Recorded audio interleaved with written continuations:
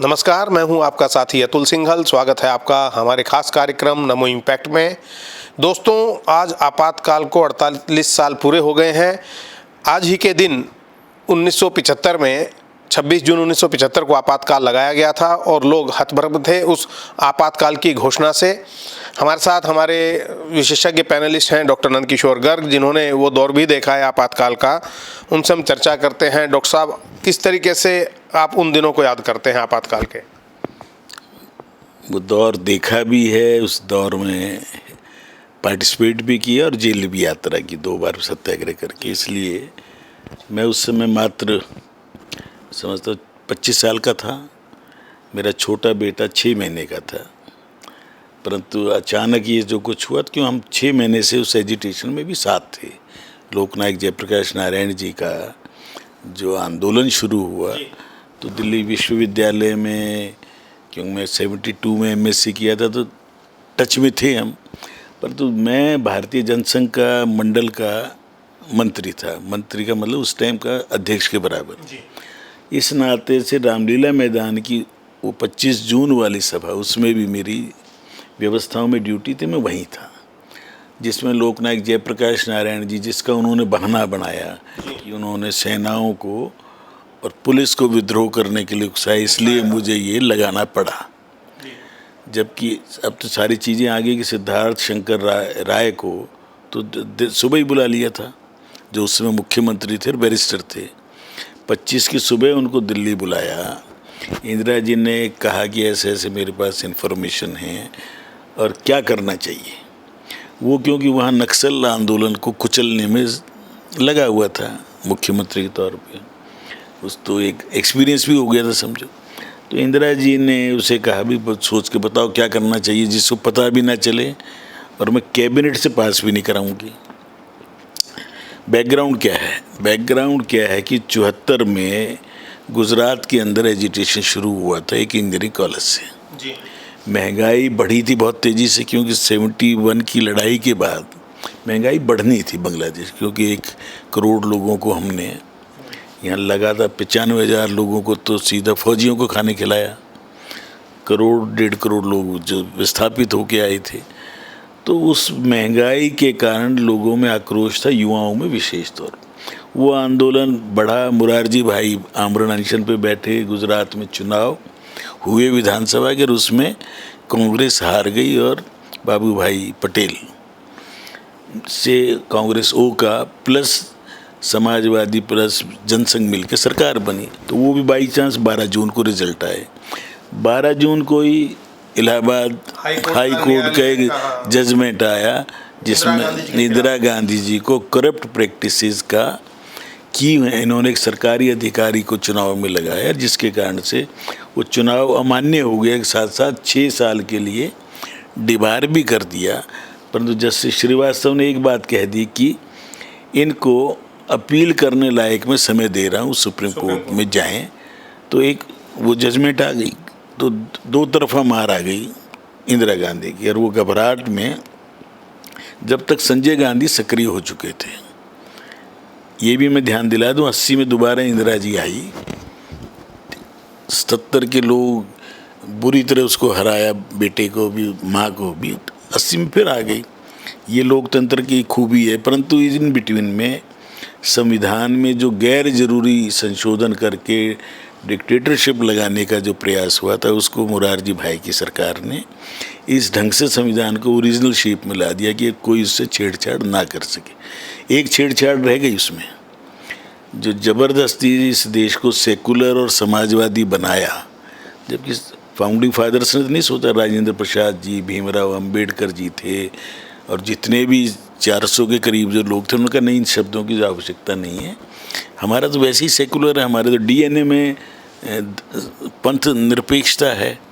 परंतु इंदिरा जी ने किया, वो अभी अंडन होना बाकी। मैं आपको डॉक्टर साहब रोकूंगा। आपने जिक्र किया भी संजय गांधी का, और संजय गांधी ने आपातकाल के दौरान जो कार्य किए, कुछ लोग ये भी बोलते हैं कि वो बीजेपी की विचारधारा से मिलते जुलते थे। जैसे उन्होंने फैमिली प्लानिंग को लेकर काम किया, अतिक्रमण को हटाने की बात की, पूरा जो पुरानी दिल्ली का क्षेत्र था उसको साफ करा दिया।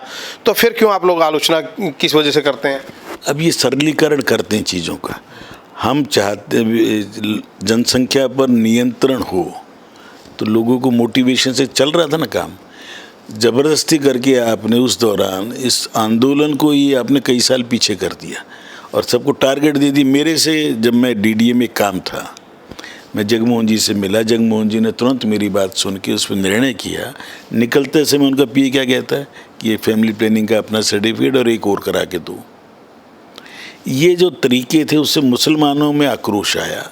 बाई चांस दिल्ली गेट और उसके आसपास का तुर्कमान गेट जो तोड़ फोड़ हुई वो भी उनके खिलाफ गई।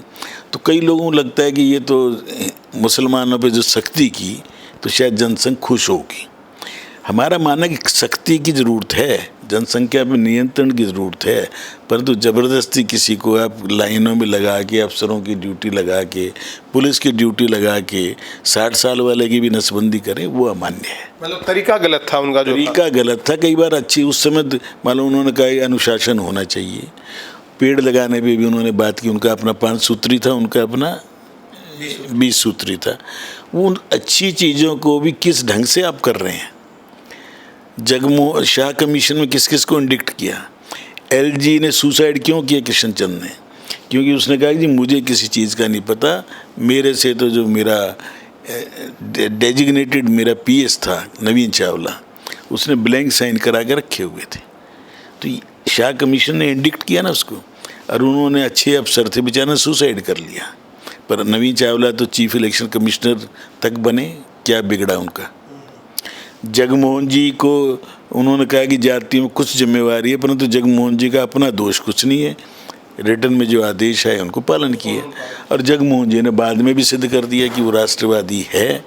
कि उसने कश्मीर का जिस ढंग से काम संभाला, श्राइन बोर्ड जैसे बनाया, अमरनाथ का भी, वैष्णो देवी का भी, तो उसने सिद्ध किया कि जगमोहन राष्ट्रवादी है, देश के लिए सोचता है। परंतु सरकार ने कहा कि ये चीज़ करनी, सड़कें बननी है तो बनाई, जे कॉलोनी बनाई, तो आज जे कॉलोनी के लोग उनको याद करते हैं। इसलिए मैं कहता हूँ कि इमरजेंसी में जो कुछ हुआ, 26 तारीख की सुबह अखबार नहीं, क्यों नहीं आई तो पता नहीं चल रहा। ऑल इंडिया रेडियो से थोड़ा सा ये आया कि ऐसे ऐसे राष्ट्रपति ने, वो भी सुबह 6 बजे कैबिनेट में साइन कराए, रात के 11:30 बजे 25 को फखरुद्दीन को सोते से जगा के साइन कराए। डॉक्टर साहब, आज ये जो है राहुल गांधी बोलते हैं कि अघोषित इमरजेंसी हिंदुस्तान में लगी हुई है। अब कितना मजाक लगता है। जिन लोगों ने आपातकाल एक्चुअल में लगाया, मीसा में लोगों को बंद किया, DIR में किया, हम 1.25 लाख लोग जेलों में गए सत्याग्रह करके, और सुप्रीम कोर्ट ने भी बाद में अभी कहा 2011 में, उस समय जो सुप्रीम कोर्ट भी दबाव में आ गया था, ये नहीं करना चाहिए था। हैबियस कॉर्पस नहीं लगा सकते। जबलपुर हाई कोर्ट के डिस्ट्रिक्ट जज के फैसले को जबलपुर हाई कोर्ट ने अपहेल्ड किया, सुप्रीम कोर्ट कर रहा था तो सारे जज को रिज़ाइन कराया, पता है सबको। 5 जजेस को एक दिन में सुपरसीड किया, ये क्लियर कर दिया कि आपको सरकार नहीं चाहती है, तो उन्होंने रिज़ाइन कर दिया। HR खन्ना के बारे में अमेरिका ने क्या कहा कि इनके तो स्टैचू लगने चाहिए, इतना हिम्मत वाला जज है। मेरा कहना है कि आप सख्ती करें, ट्रेन टाइम पे चले कि सब खुश होंगे। जॉर्ज फर्नांडीज़ ने हड़ताल करा दी थी, इसलिए आप उसके ऊपर बड़ौदा डायनामिक केस के अंदर फंसा दें। चेन से बांध के उसको आप जुलूस निकाल रहे हैं और उसको आपने मारने की साजिश कर रहे हैं। वीरेन शाह जो बजाज घराने के जीजा जी जो बाद में गवर्नर, उनको भी उसमें फंसा दिया उनकी मित्रता के कारण। हम लोगों को जेल भेजा तो लोग क्या कहते, थैला रिहाई होगी। थैला रिहाई का मतलब जेल से आएंगे तो आपकी अस्थियाँ आएंगी। ऐसी सख्ती की लोगों से रामविलास शर्मा हरियाणा के जो मंत्री बने, प्लास से छाती के बाल नोचे, बर्फ़ पे लिटा लिटा के मारा, डंडे। हेमंत बिश्नोई थे पत्रकार आपके बहुत बड़े, बाद में उस टाइम में विद्यार्थी परिषद कार्यकर्ता था। किस प्रकार बुद्धा जयंती पार्क में पकड़ा और कैसे उनको मारा है।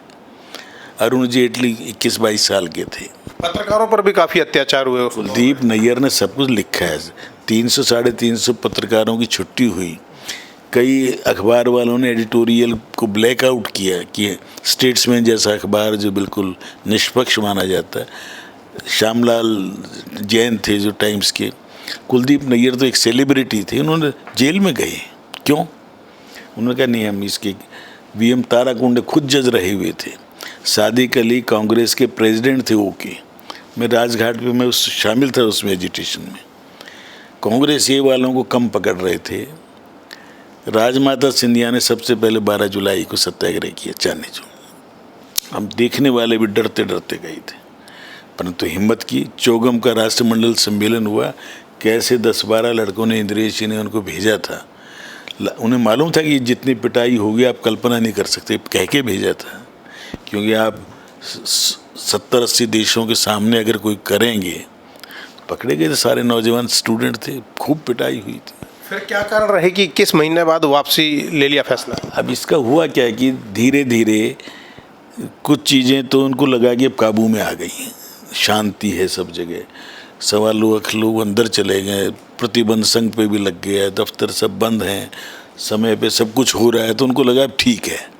सत्याग्रह हो रहा था उसका, परंतु हुआ क्या कि जब उनको लगा सब कुछ ठीक है, इतनी देर में डॉक्टर सुब्रमण्य स्वामी सरदार बन के थे, मैंने उनकी मीटिंग कराई थी उस टाइम, वो राज्यसभा में हस्ताक्षर करके निकल गए, विदेश पहुंच गए। केदारनाथ साहनी इंग्लैंड चले गए, मकरंद देसाई थे गुजरात के मंत्री। ये सब जो बाहर जाके इन्होंने जब प्रचार किया, खासतौर पे यूरोप और वेस्टर्न मीडिया और अमेरिका में, उसका एकदम इम्पैक्ट पड़ा। वो पूछते थे सब, ये क्या हो रहा है इंदिरा जी, आपके यहाँ तो संविधान का ये खुला उल्लंघन, जैसे जो आज ये कह रहे हैं कि संविधान की परवाह नहीं करते, लोकतंत्र खतरे में है, आखिरी चुनाव होगा। कौन लोग कह रहे हैं?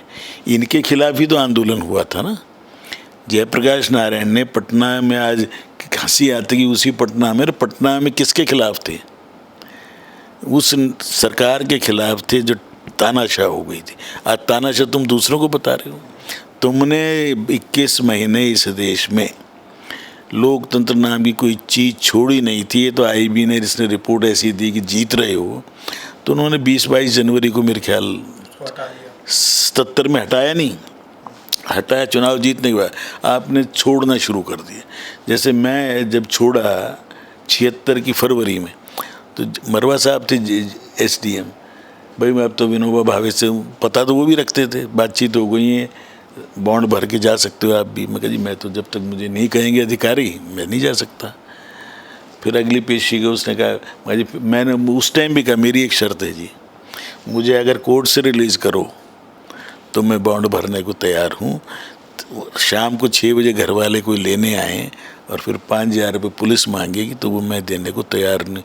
कहना ये तो मेरी पावर है, मैं यहाँ से, तो मैं पहला केस था जिसको कोर्ट से बेल मिली, कोर्ट से ही रिलीज़ भी हुआ।